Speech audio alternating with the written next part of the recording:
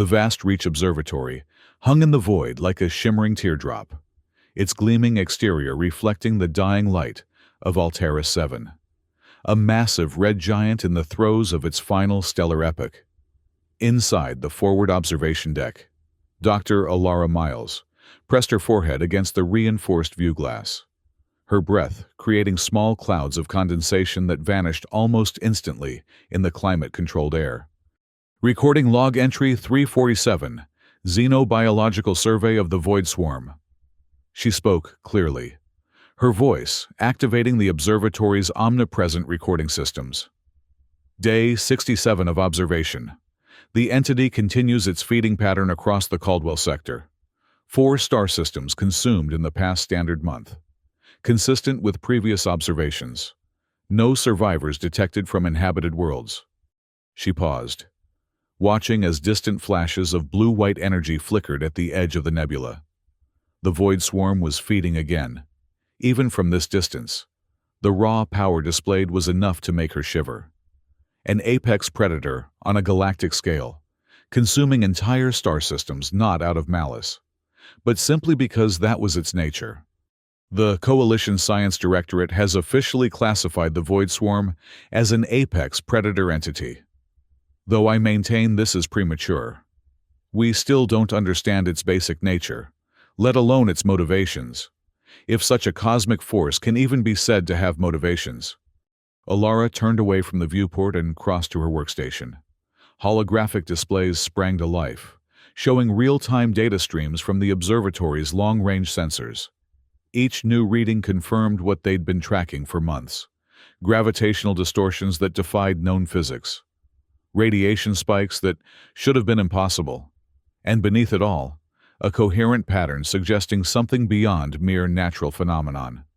Lieutenant Aaron Voss entered the observation deck, his usually immaculate uniform slightly disheveled. The young officer had been working double shifts coordinating with the alien contingent aboard the station, and the strain was beginning to show. "Dr. Miles." He nodded respectfully. "The Khazaran delegation is requesting another briefing. They're concerned about our proximity to the swarm." Alara sighed. The coalition that funded Vast Reach was composed of 17 spacefaring species, each with their own agenda. The Khazaran, with their rigid hierarchical thinking, had been particularly difficult to work with. "Tell them I'll be down in 20 minutes. And Aaron, make sure Dr. Selka is present. I'll need her xenopsychological perspective if we're going to make any headway." Voss nodded and retreated, leaving Alara alone with her data and the distant, deadly beauty of the void swarm. She collected her notes and was preparing to leave when a soft chime indicated an incoming alert from the sensor array. Frowning, she called up the notification. The holographic display bloomed with urgent red markers. "Computer, verify these readings," she demanded, her heart suddenly pounding. "Verified," came the calm, artificial voice. "Void swarm trajectory has altered 47 degrees on the galactic plane. New vector calculations indicate an 89.7% probability of intercept with Vast Reach Observatory in approximately 72 hours. Alara felt the blood drain from her face. For 3 months, they had observed the swarm from what they believed was a safe distance. Never once had it shown any indication that it was aware of them, let alone that it might change course to approach them. "Computer, alert Station Command, Priority Alpha, and notify all research staff to report to the main conference room immediately." As the alarm klaxons began to wail throughout the station, Alara realized that they had just shifted from observers to potential prey. The apex predator was coming for them. The emergency conference room buzzed with tension as Alara strode in. Station Commander Farouk was already there, his weathered face grim as he studied the tactical display at the center of the room. Around the table sat representatives from each major research department, along with delegates from the coalition species aboard. "Dr. Miles," Farouk acknowledged. "Everyone, settle down. Dr. Miles will brief us on what we're facing." The room quieted as Alara stepped up to the display. She gestured, and the hologram shifted to show the void swarm's new trajectory. 3 hours ago, the entity we've been observing changed course, she began without preamble. For the first time since we began tracking it, it's demonstrated what appears to be intentional movement rather than opportunistic feeding, and it's coming directly toward us. Murmurs rippled through the assembled staff. Dr. Selka, the station's meridian xenopsychologist, raised one of her 4 hands. The iridescent scales along her forearm caught the light as she spoke, her translator converting her melodic native language into standard galactic. Could this be coincidence? Perhaps it senses a feeding opportunity near our position. That was my first thought, Alara conceded. But there are no significant energy sources in our vicinity other than Altaris 7, which is already in decline. The swarm has previously shown preference for younger, more energetic stars. How much time do we have? Asked Lieutenant Voss, who stood by the door. Commander Farouk answered. Long-range comms are already experiencing interference. We have approximately 70 hours until direct contact, but we'll lose the ability to evacuate via hyperspace in less than 40. The space-time distortions that precede the swarm will make jumps impossible. Then we evacuate immediately, declared Rakin, the Khazaran security chief. This station was not designed to withstand such an entity. And abandon years of research, countered Dr. Helix, the human physicist whose team had been studying the gravitational anomalies created by the swarm. This is our first opportunity to observe it up close. Up close. Rakin's translator couldn't quite mask the incredulity in his voice. It consumes stars. Doctor, up close means death. Commander Farouk raised a hand for silence. We have emergency protocols for this situation. Non-essential personnel will begin evacuation immediately. Core research and security teams will remain until the 30-hour mark, gathering what data we can. After that, everyone leaves. No exceptions. Commander, Alara interjected. My team needs to test the new adaptive shielding before evacuation. If it works, it could provide valuable protection for the evacuation vessels. Farouk considered this briefly, then nodded. You have 6 hours for testing. Dr. Miles, Lieutenant Voss will coordinate with you. As the meeting dispersed, Alara caught up with Selka in the corridor. The Meridian xenopsychologist moved with a fluid grace that belied her advanced age. You believe it's hunting us specifically, Selka stated, rather than asked, her compound eyes studying Alara carefully. I don't know what to believe, Alara admitted. But in 3 months of observation, it's never deviated from feeding patterns. Until now.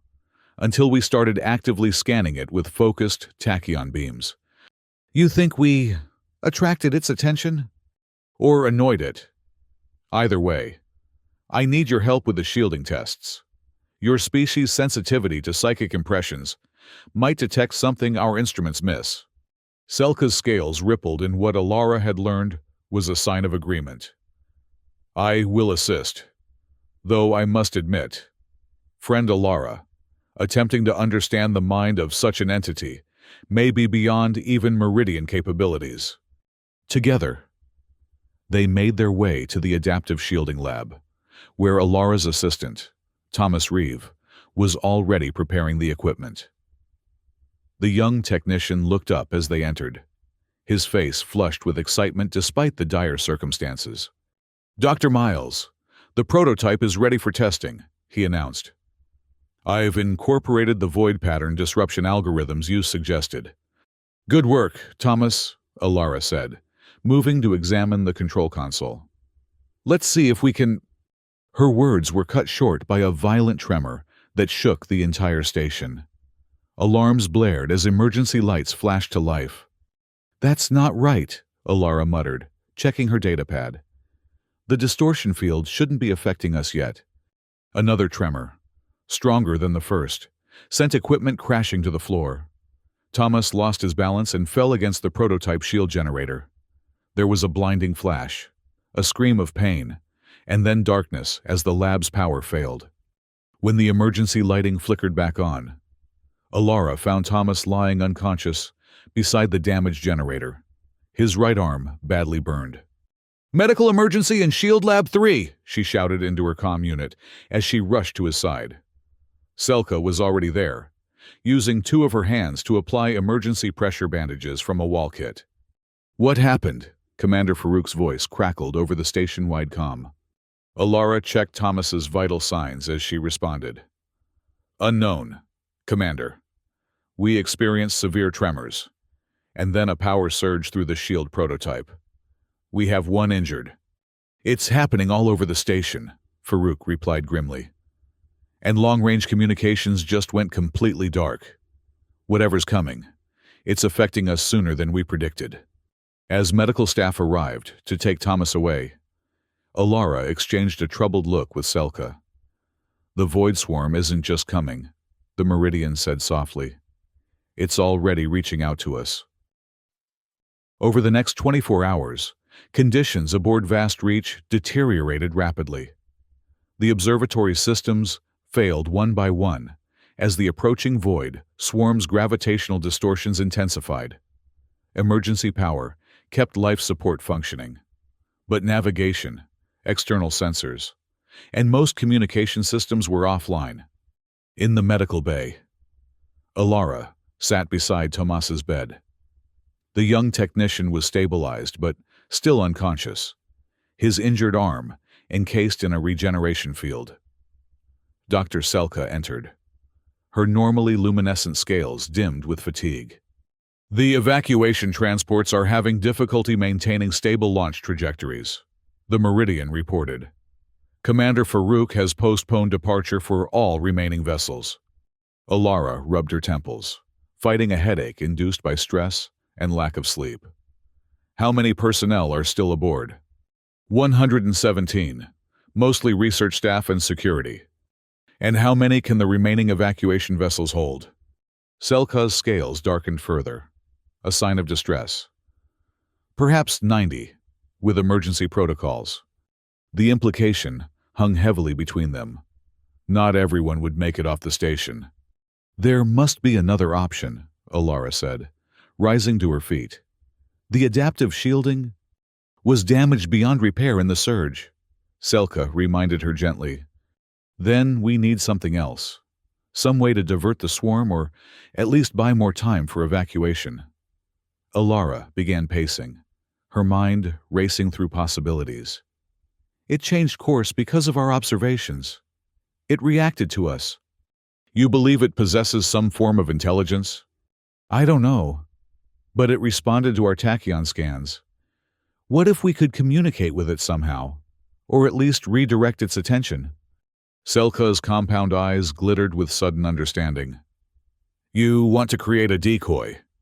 "Exactly," Alara said, energy returning to her voice.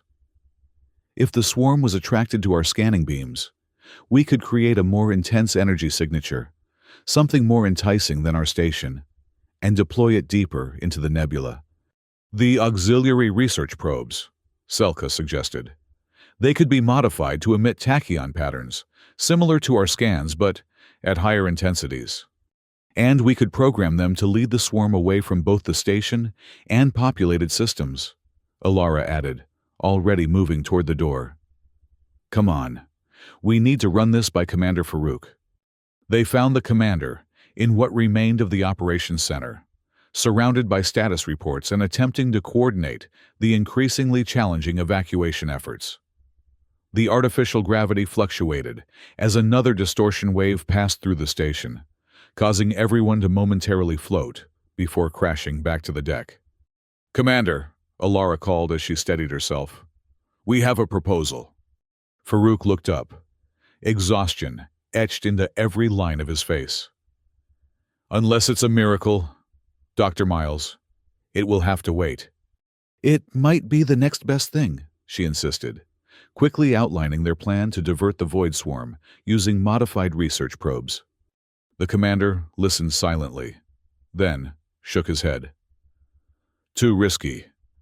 We have no guarantee the swarm will follow your decoys.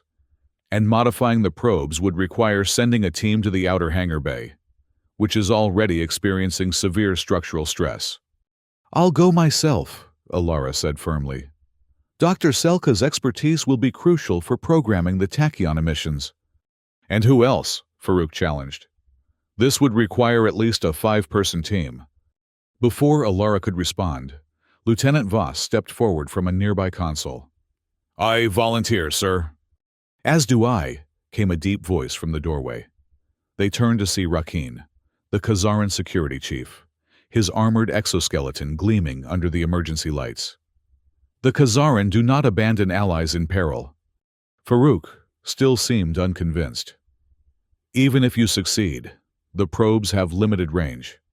They might buy us a few hours at most." "A few hours could be the difference between some of us surviving and none of us surviving," Alara argued. "And if we're right about the swarm's behavior, it might divert completely to follow the stronger signal." The commander closed his eyes briefly, weighing the limited options. Finally, he nodded. "You have authorization, but I want you back aboard the final evacuation vessel. Understood? No heroic last stands." "Understood, Commander," Alara agreed, though privately, she was already calculating what it would take to ensure the mission's success, regardless of personal risk. As they left to gather the necessary equipment, Lieutenant Voss fell into step beside her. "Dr. Miles, there's something you should know. We received a partial transmission before communications failed completely. A coalition vessel was responding to our distress call." Hope flared briefly in Alara's chest. "Who?" "The signal was degraded, but we identified it as an Orion Guard cruiser, the Dauntless." Alara stopped abruptly, the name hitting her like a physical blow. "The Dauntless? You're certain?" Voss nodded, confusion evident on his face. "Is that significant?" "Very," Alara said, resuming her brisk pace. "Its captain is Commander Tel Vero. You know him." A complex mixture of emotions crossed Alara's face. "We have history, complicated history. But if anyone can navigate through the distortion field, it would be Tal." She didn't add that their last parting had been acrimonious, with bitter words exchanged over their fundamentally different approaches to the unknown. Her scientific caution versus his military boldness. "Will his presence be a problem?" Voss asked carefully. "No," Alara said firmly. "But I wouldn't count on the Dauntless reaching us in time. We proceed with the probe plan as if no help is coming." They continued toward the equipment storage, each lost in their own thoughts as the station groaned around them. Metal and composite materials straining against forces they were never designed to withstand. Above them, through the occasional viewport, they could see the edge of the nebula beginning to twist and distort, the first visible sign of the void swarm's approach. Time was running out. The outer hangar bay was in chaos. Emergency force fields flickered erratically, struggling to maintain pressurization as the structural integrity of the bay deteriorated under the void swarm's advanced distortions. 3 research probes sat in their launch cradles, sleek and silver against the darkness beyond the intermittent fields. Alara, sealed in an environmental suit, worked furiously at a portable console, uploading the modified programming to the probe's guidance systems. Beside her, Dr. Selka made final adjustments to the tachyon emitters they had salvaged from damaged observatory equipment. "Power capacity at 214% of standard configuration," the Meridian reported, her voice slightly distorted through the suit's communication system.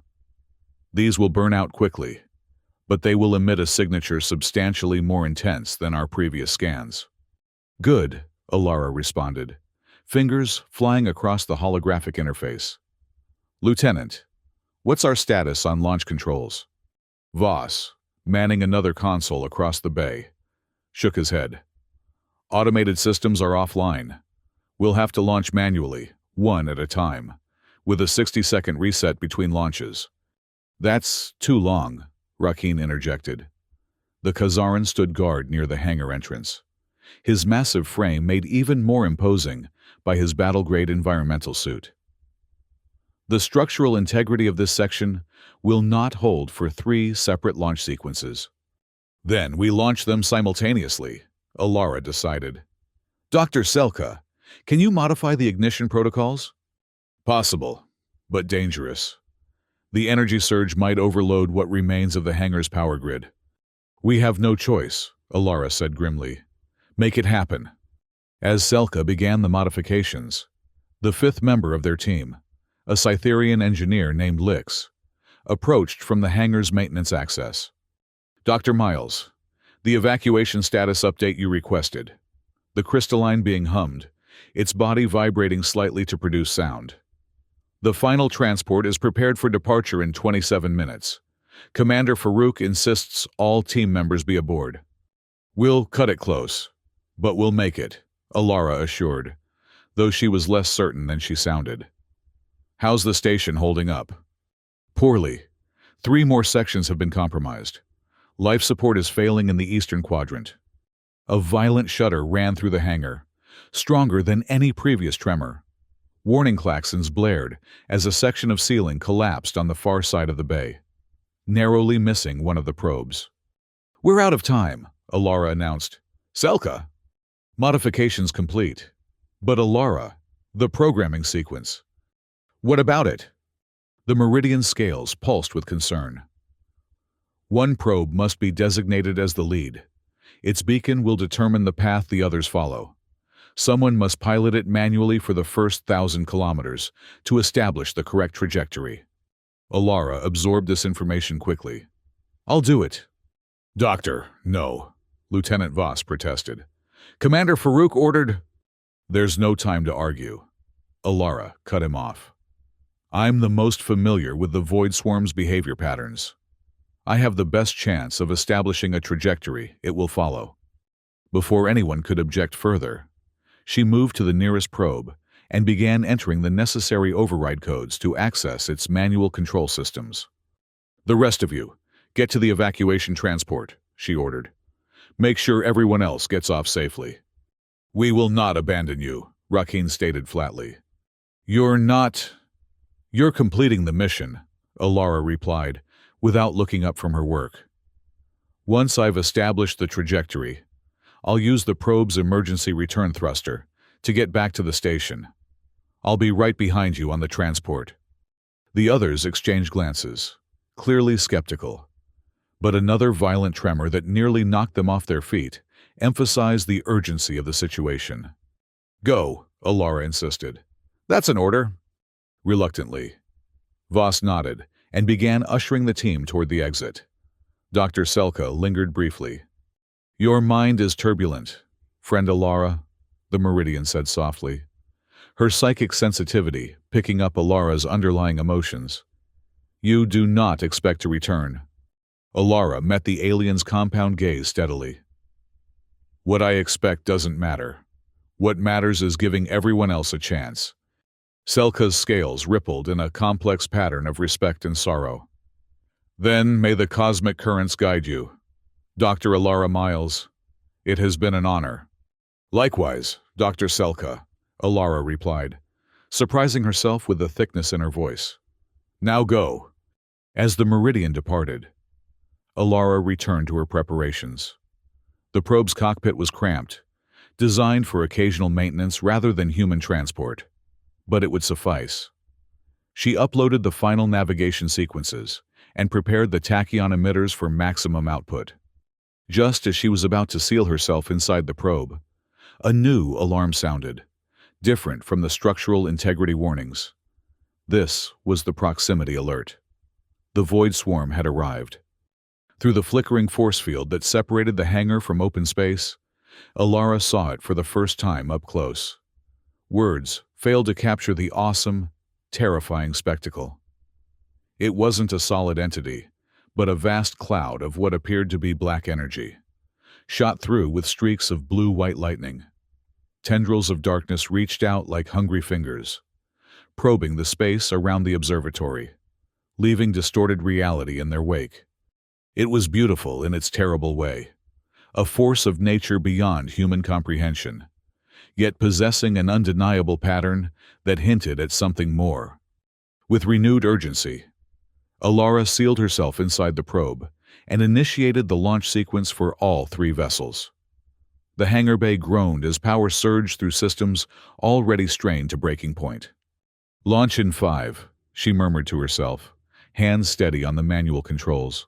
4, 3, 2, 1. The force field dropped momentarily as the probes shot out into space, their engines burning bright against the void. Alara felt the G-forces press her back into the seat as her probe accelerated, taking the lead position with the other two falling into formation behind it. She activated the tachyon emitters, and immediately the console lit up with warnings as the probe systems struggled to contain the massive energy output.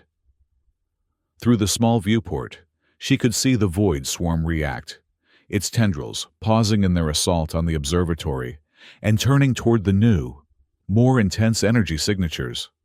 "That's right," Alara whispered. "Follow me. This way." She guided the probe on a course away from the station, deeper into the nebula.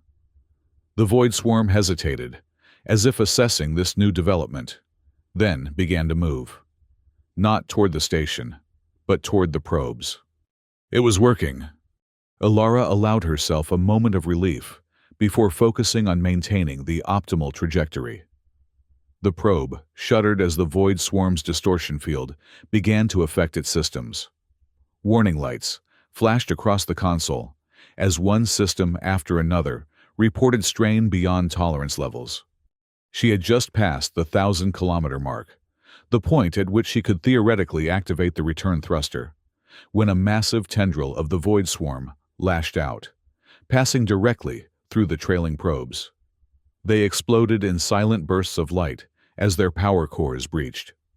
Alara's probe was rocked by the energy wave, sending it spinning off course. She fought with the controls, trying to stabilize, but the damage was too extensive. Multiple systems failed simultaneously as the void swarm closed in around her. "Mayday! Mayday!" she called into the comm system, though she doubted anyone could hear through the interference. "Probe 1 is critically damaged. Cannot maintain course. Cannot return to—" The rest of her message was cut off as a particularly violent tremor slammed her head against the side of the cockpit. Pain exploded behind her eyes, and she felt warm blood trickle down her temple. Through the viewport, she could see the void swarm surrounding her completely now, its tendrils weaving a cocoon of dark energy around the failing probe. The tachyon emitters sputtered and died, leaving her adrift in the heart of the entity she had studied from afar for so long. As consciousness began to fade, Alara thought she saw something impossible, a sleek, predatory shape cutting through the darkness toward her. A ship, human-designed, but unlike any she had seen before. Then darkness claimed her, and she knew nothing more. Consciousness returned slowly, accompanied by the steady beep of medical monitoring equipment. Alara opened her eyes to find herself in an unfamiliar medical bay. The architecture was human, but the advanced equipment and the sleek, aggressive styling marked it as military rather than scientific. "Welcome back to the land of the living, Dr. Miles," said a deep, familiar voice. Alara turned her head to see Commander Tal Vero seated beside her bed. He wore the distinctive dark uniform of the Orion Guard, 4 gold stripes on his collar indicating his rank. His face was as she remembered it, strong-jawed and handsome in a severe way, with piercing blue eyes that missed nothing. A new scar ran along his right cheekbone, one that hadn't been there when they last met. "Tal," she managed, her voice hoarse. How did I find you?" he finished for her, offering a cup of water with unexpected gentleness. "Your probe's emergency beacon was still transmitting, faintly, but enough for our enhanced sensors to lock onto." Alara sipped the water gratefully. "The observatory? The evacuation?" "The final transport got away safely. All remaining personnel accounted for." His expression softened slightly. "Your diversion worked, Alara. The void swarm followed your probes long enough for the transport to clear the distortion field and jumped to safety. Relief washed through her, followed quickly by confusion. "But how did you get to me? The swarm was all around my probe." Tal stood and moved to a viewport. Outside, Alara could see the nebula, beautiful and deadly, with the distant glow of Altaris 7 painting everything in faint crimson. "The Dauntless isn't an ordinary cruiser," he explained. "After our encounter with the quantum rifts in the Cygnus sector, the Orion Guard commissioned a new class of vessels, ships designed to operate in the most extreme conditions, where normal physics begins to break down. We call them Predator ships." "Predator ships," Alara repeated, the irony not lost on her. "This vessel can generate a temporary containment field that stabilizes space-time around it. It allowed us to penetrate the swarm's distortion field, long enough to retrieve your probe." He turned back to face her, his expression unreadable. "It was a reckless plan, Alara, typical of your disregard for personal safety in the pursuit of knowledge." Despite her weakened state, Alara felt a flash of anger. "As opposed to your typical approach of shooting first and asking questions never?" The ghost of a smile touched Tal's lips. "Some things never change. Still, your actions saved the observatory crew. That deserves respect, even from a shoot-first military mind like mine." The tension between them eased slightly. Alara attempted to sit up, and was surprised to find her injuries less severe than she had expected. "How long was I unconscious?" "About 14 hours. You had a concussion and some internal bleeding, but nothing our medical systems couldn't handle." "And the Void Swarm?" Tal's expression grew serious again. "That's the strange part. After we retrieved you, it withdrew to a distance of approximately 10,000 kilometers. It's been maintaining that exact distance ever since, moving when we move, stopping when we stop." "It's following us?" Alara asked. Her scientific curiosity immediately sparked. "More like observing us. The ship's sensors detect periodic energy pulses directed toward us, but they don't match any known scanning pattern." Alara swung her legs over the side of the bed, ignoring Tal's protests. "I need to see the data, and I need to see the swarm." "Doctor, you should rest. I've been studying this entity for months. Tal, this is the closest anyone has ever been without being destroyed. I'm not going to waste the opportunity lying in bed." After a brief staring contest, Tal sighed and offered his arm for support. "Some things really never do change. The science bay is this way." He helped her through the corridors of the Dauntless, the ship's design reflecting its purpose, functional but streamlined, with none of the civilian comforts of the observatory.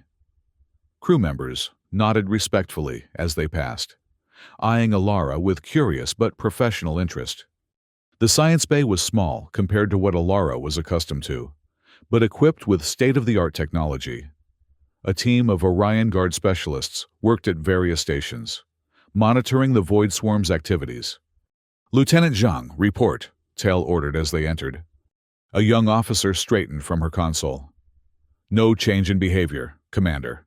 The entity maintains distance and continues to emit the unidentified energy pulses at 12-minute intervals." "Show me the pulse pattern," Alara requested, moving to the main display. Zhang brought up a visualization of the energy readings.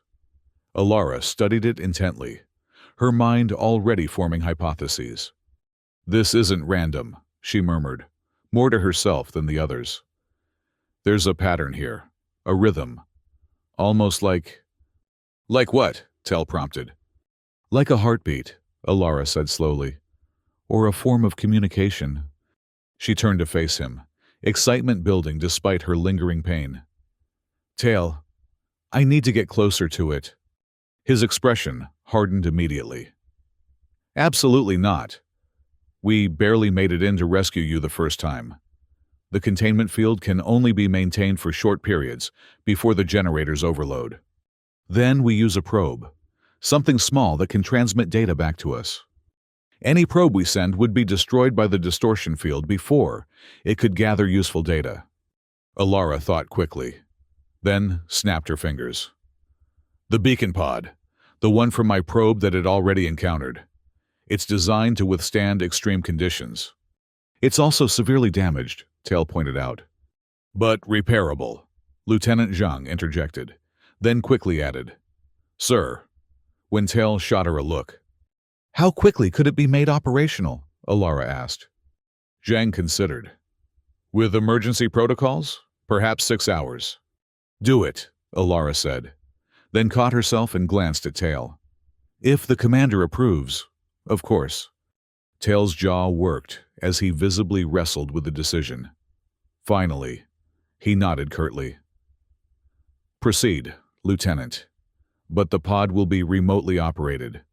No one goes out there physically. Agreed, Alara said quickly, before he could change his mind. As Zhang set to work organizing the repair team, Tail drew Alara aside. What exactly are you hoping to find, Alara? She looked through the viewport at the distant darkness where the void swarm waited. Understanding. This entity has been classified as a mindless predator, consuming everything in its path. But its behavior, changing course to investigate us, now following your ship without attacking, suggests something more complex. Or it could simply be assessing the most efficient way to consume us, Tel countered. Not every predator attacks immediately. True, Alara conceded. But what if we've been wrong about its nature all along? What if it's not just a cosmic accident, but a form of life we've never encountered before? Tel studied her face, his expression softening almost imperceptibly. Still looking for meaning in the chaos. That was always your way. And you were always too quick to see threats instead of possibilities, she replied, but without heat. For a moment, they stood in silence, the weight of their shared past and divergent paths hanging between them. Then, Tal straightened, resuming his professional demeanor. 6 hours. Dr. Miles, make your preparations. I'll authorize the pod launch, but at the first sign of increased aggression from the swarm, we're withdrawing to a safe distance. Fair enough, Alara agreed. And Tal, thank you for coming after me. He held her gaze for a long moment. We may disagree on methodology, Alara, but I've never doubted your courage or your importance to the scientific community. With that, he turned and strode from the science bay, leaving Alara to wonder at the things left unsaid. The repaired beacon pod hung in space between the Dauntless and the Void Swarm, its modified tachyon emitters pulsing in a pattern that matched the swarm's own energy emissions. From the science bay, Alara monitored the data stream, her exhaustion forgotten in the thrill of discovery. The swarm is responding, she announced, pointing to the readings. Look at the harmonic resonance between our pulses and its emissions. They're synchronizing. Lieutenant Zhang nodded, clearly impressed. It's almost like they're calibrating to each other. Exactly, Alara's eyes shone with excitement. This isn't predatory behavior. It's communication. Tal, standing behind them with arms crossed, remained skeptical. Communication implies intelligence. You're suggesting this cosmic anomaly is sentient? I'm suggesting we shouldn't rule it out, Alara replied. Throughout history, humans and other species have mistaken unfamiliar forms of life for mindless phenomena because we lack the framework to recognize their intelligence. Before Tel could respond, the ship's tactical officer called out, Commander, the swarm is moving. All eyes turned to the main viewport. The dark mass of the void swarm was indeed shifting, its tendrils extending toward the beacon pod. Recall the pod immediately, Tail ordered. Wait, Alara protested. Let's see what it does. The pod is expendable. Tail hesitated, then nodded reluctantly. Maintain position, but be prepared for emergency jump if necessary. They watched as tendrils of dark energy enveloped the beacon pod. The ship's sensors recorded massive energy fluctuations, but instead of destroying the pod as expected, the swarm seemed to be examining it. Fascinating, Alara breathed. It's interacting with the pod systems but not damaging them. It's almost gentle. Gentle? Tal raised an eyebrow. It's consumed entire star systems. Yes, but look at how it's handling the pod. There's precision here, not blind destruction. As they watched, the swarm's tendrils began to pulse with increasing intensity, the energy patterns shifting rapidly. The data stream from the pod is changing, Zhang reported. We're receiving... I'm not sure what we're receiving. It's not standard telemetry. Alara moved to her console. Route it to my station. I want to see it directly.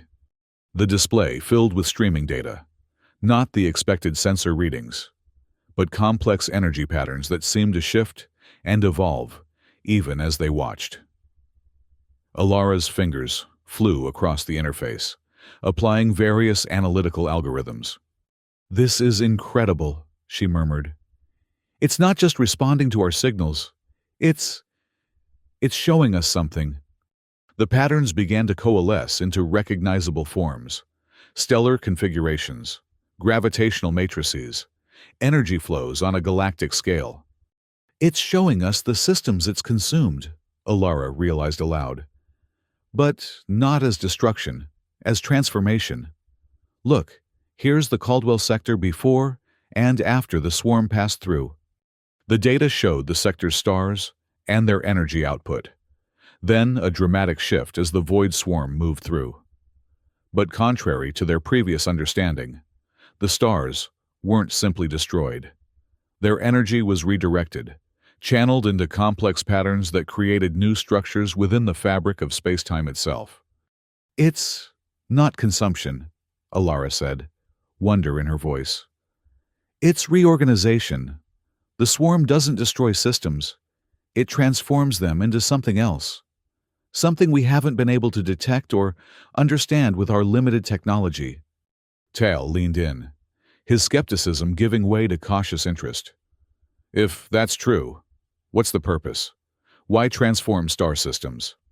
Before Alara could speculate, the ship shuddered violently. Alarm klaxons blared as the tactical officer shouted, "Gravitational anomaly! Massive distortion wave approaching!" "Evasive maneuvers," Tal ordered, instantly back in command mode. "Prepare for emergency jump." "No!" Alara grabbed his arm. "If we jump now, we lose this opportunity forever. Let me try something first." Tal stared at her, conflict evident in his eyes. "What are you proposing?" "Let me take the pod deeper into the swarm. If I'm right about its nature, it won't harm me. I can establish direct communication." "That's suicide, Alara!" "It's a calculated risk, the kind you've taken dozens of times in your career." Another tremor rocked the ship as the void swarm's distortion field intensified. System warnings flashed across multiple displays. "Containment field at 67% and dropping," Zhang reported. "We can't maintain position much longer, Commander." Tal's jaw clenched as he weighed his options. "You're asking me to risk this ship and crew on a scientific hunch?"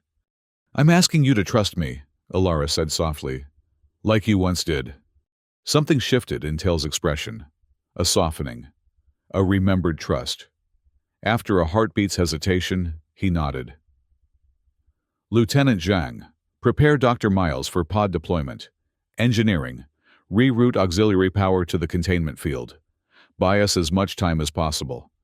The crew sprang into action as Tal turned back to Alara. "You have 20 minutes.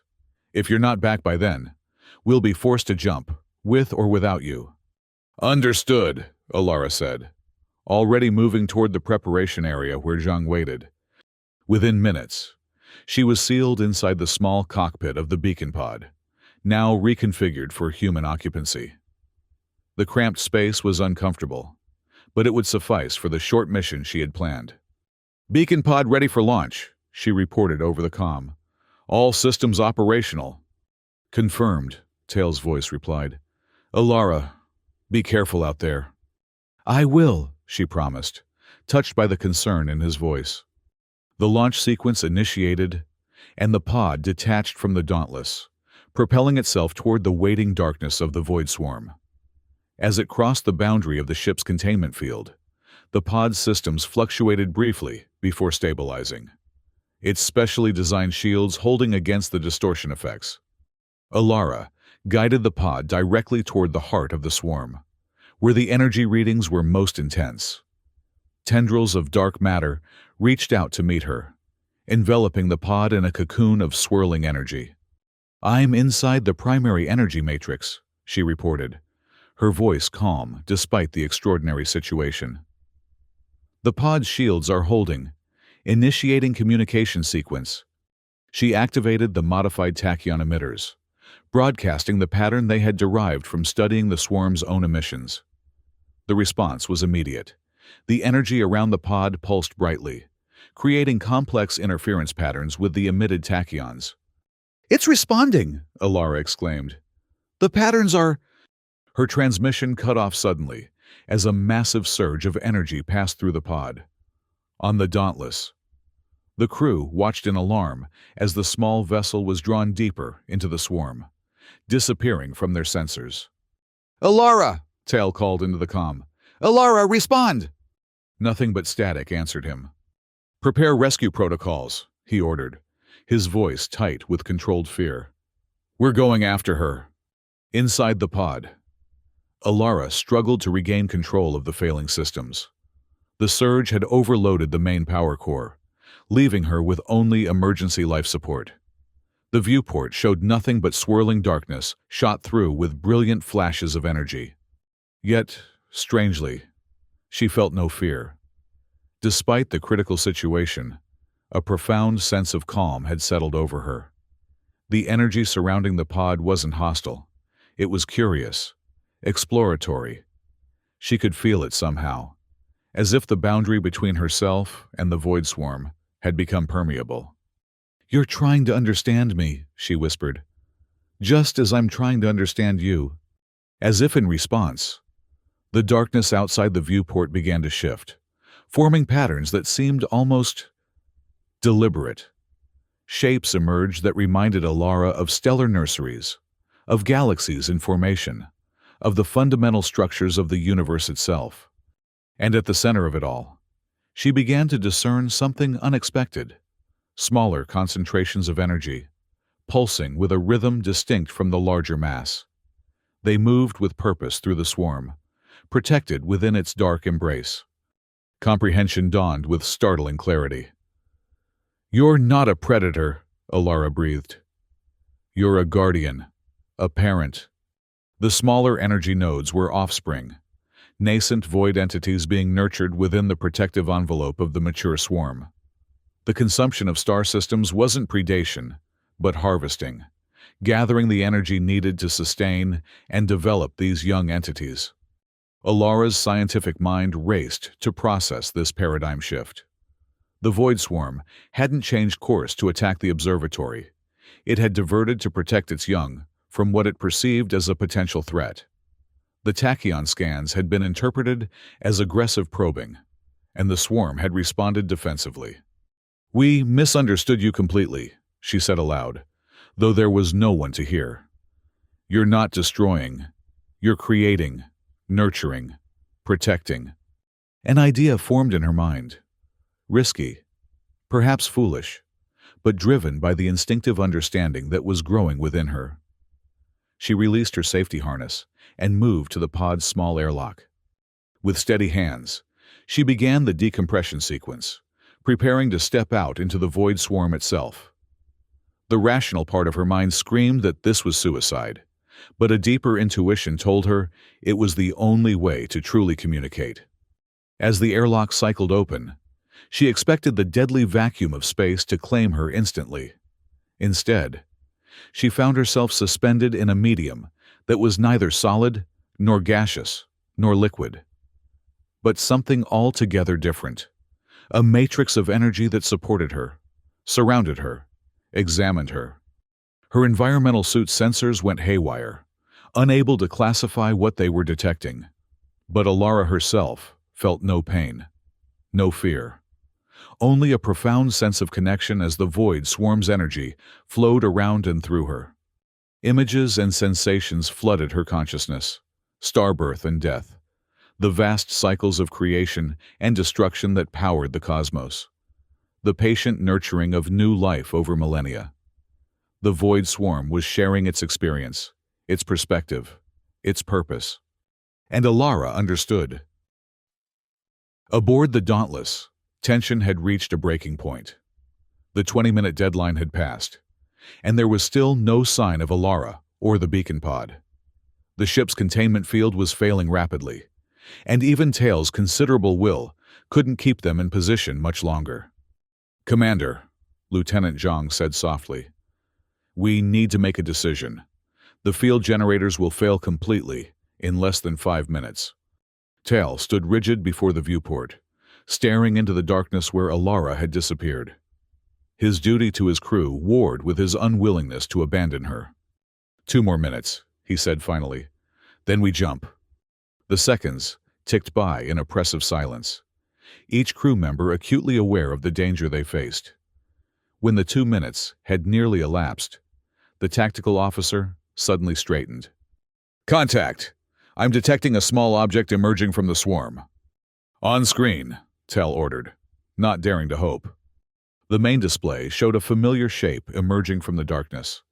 The beacon pod, apparently intact but surrounded by a shimmering envelope of the swarm's energy.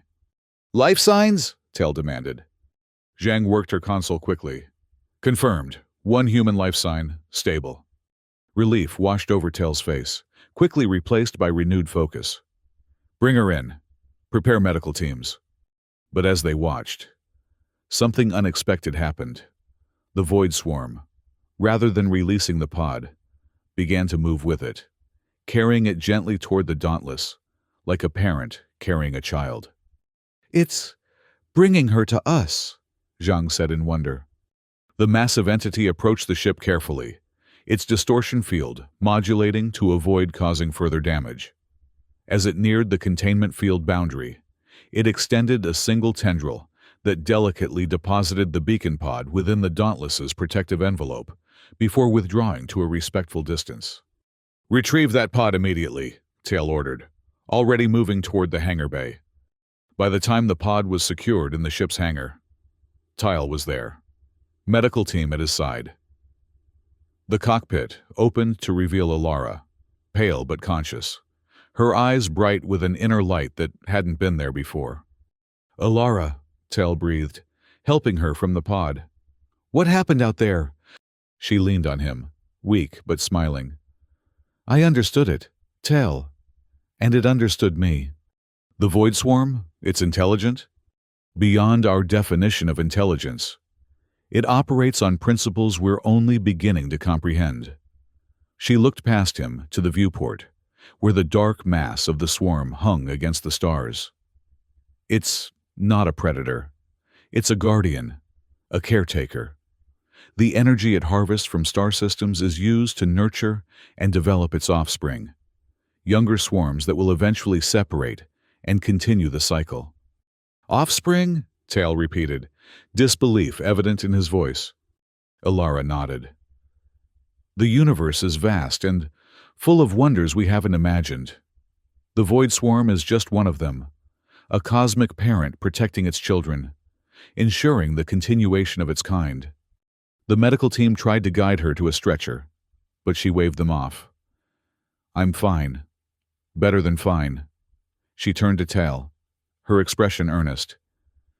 "It let me go because I showed it empathy, because I tried to understand rather than fear or attack. And now it's waiting for our response." "What kind of response?" Tal asked cautiously. "A gesture of peace, of mutual recognition." Alara straightened, finding strength despite her ordeal. "I need to send a signal from your ship, a specific energy pattern that will show we understand and respect its nature." Tal hesitated only briefly before nodding. "Lieutenant Zhang, assist Dr. Miles with whatever she needs." Together, they returned to the science bay, where Alara quickly programmed a complex series of tachyon pulses based on what she had learned within the swarm. "Ready to transmit," she announced. "This will formally acknowledge the swarm as a sentient entity and express our desire for peaceful coexistence." "Proceed," Tail authorized. The signal went out, carried on carefully modulated tachyon beams. For several tense moments, there was no response. Then, slowly, the void swarm began to change. Its dark mass contracted, becoming more defined, more cohesive. The chaotic energy tendrils organized themselves into elegant, sweeping patterns that reminded Tail of the ceremonial displays of the Meridian Honor Guards. "It's beautiful," Zhang whispered. "It's acknowledging us," Alara explained, "showing itself in its true form, not as a threat but as a neighbor."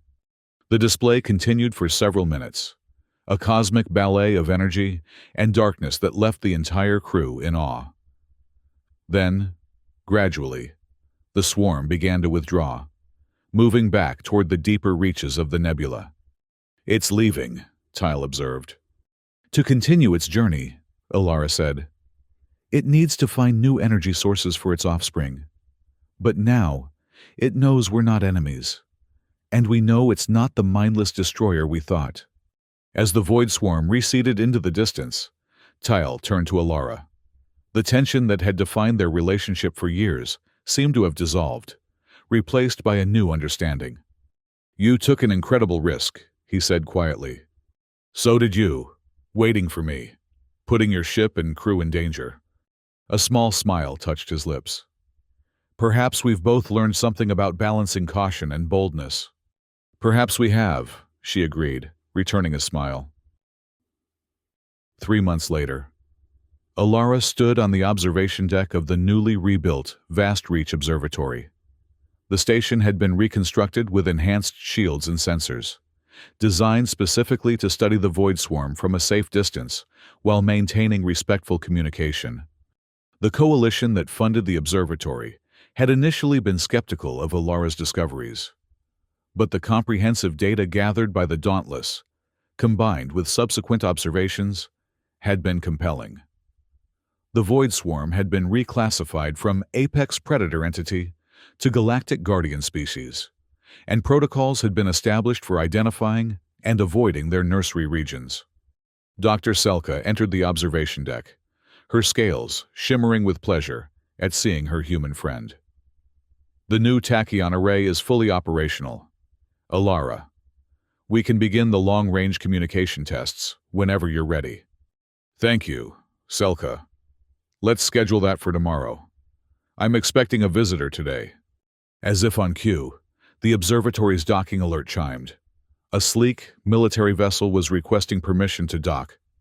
Alara watched through the viewport as the Dauntless settled into the docking bay. Its Predator-class profile, unmistakable. Minutes later, Commander Tel Vero strode onto the observation deck, now wearing the uniform of the Coalition's Science Protection Fleet, a new division created specifically to facilitate peaceful interaction with entities like the Void Swarm. "Commander," Alara greeted him formally, though her eyes betrayed a warmth that went beyond professional courtesy. "Dr. Miles," he replied with equal formality, before allowing a genuine smile to break through. "The new observatory is impressive. Your design?" "With significant input from Dr. Selka and others who experienced the original encounter, we've incorporated what we learned about the swarm's energy patterns into our shielding technology." Tail moved to stand beside her at the viewport, looking out at the stars. "And the swarm itself?" "Currently in the Vega sector, nurturing a new generation. We've been monitoring from a respectful distance. 2 of its offspring have recently separated to begin their own journeys. I've read your reports. Fascinating stuff.